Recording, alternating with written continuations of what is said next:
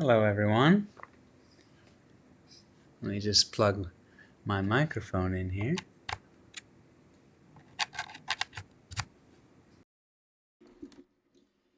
Bring it close over here. Good evening. We are going to read some Tabitha's Travels tonight. And we are on Wednesday, the third week of Advent, and we're lighting 3 candles, the 2 violet candles and the 1 pink candle. Today, the title of our chapter is Antonia. And we left Tabitha in the temple talking with a woman who seemed to have some news about her father. "What news do you have of my father?"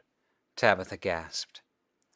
The old woman closed her eyes, raised her face to the sun, then began to speak.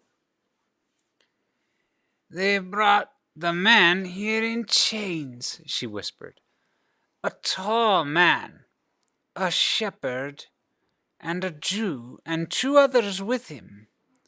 They mocked him, calling him citizen, bowing down to him as an insult.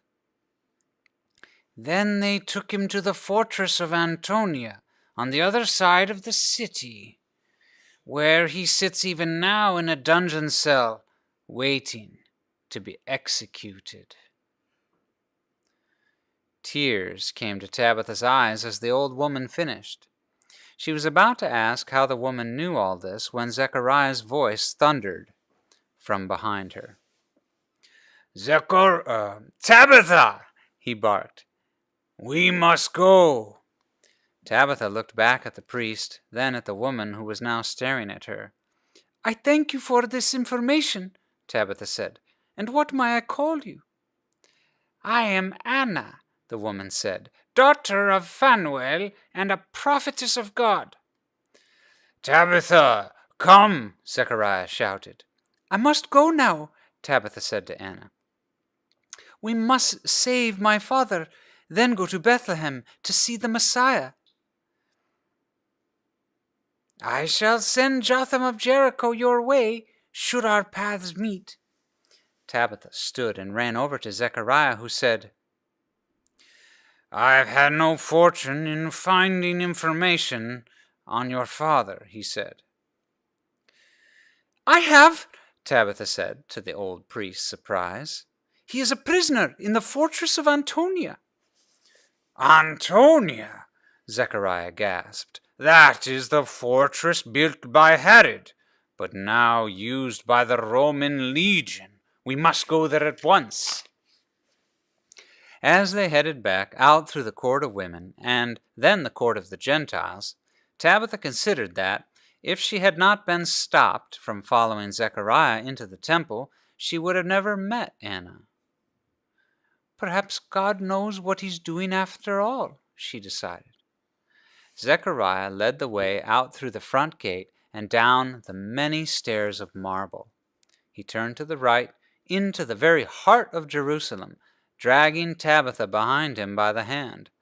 Turning first one way and then the other down the streets, he led them in such a maze that Tabitha knew she would never find her way out by herself.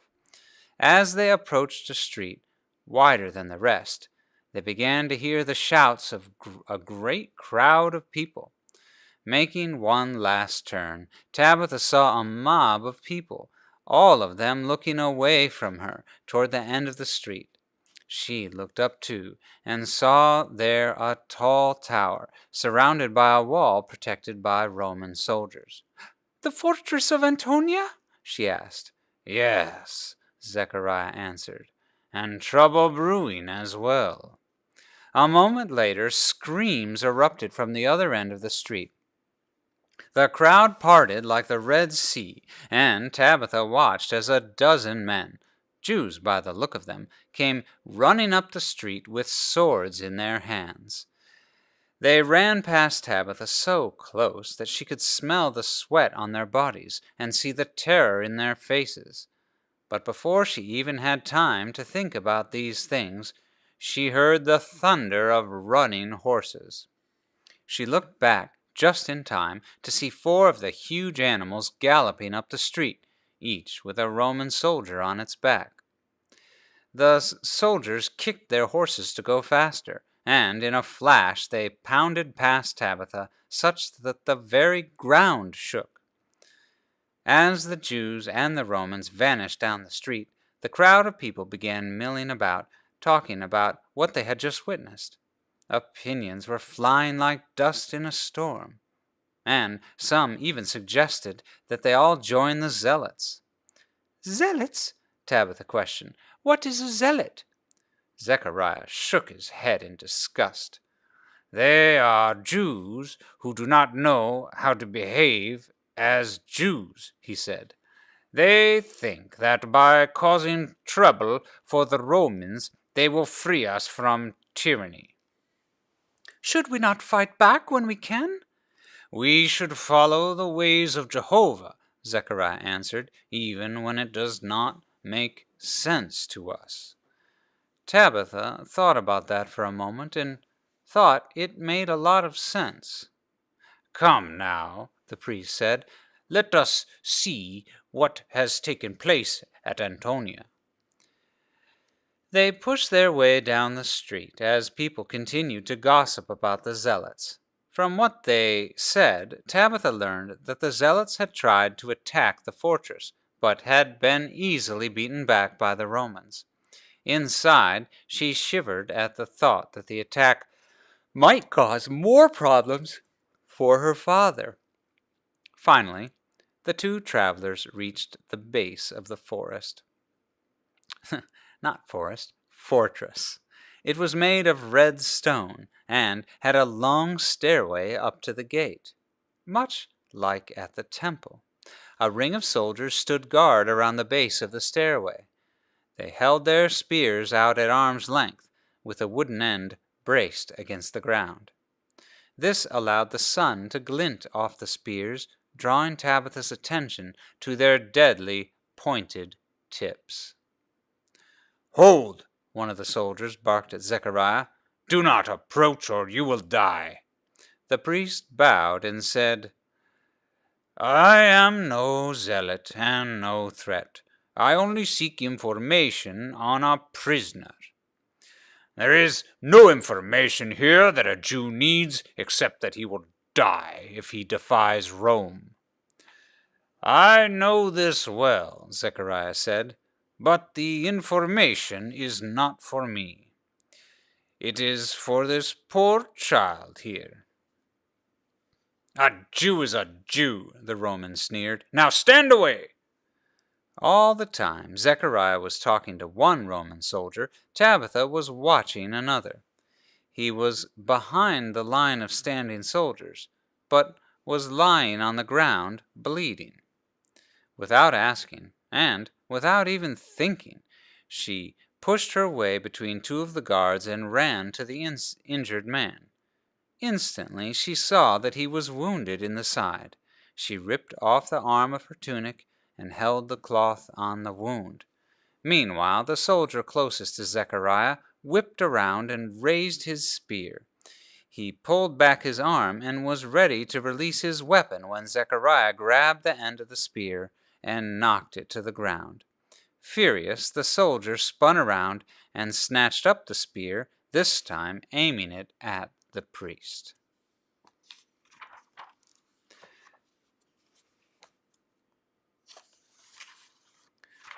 "Hold!" The voice sounded like the roar of an angry lion, and instantly got the attention of all the guards.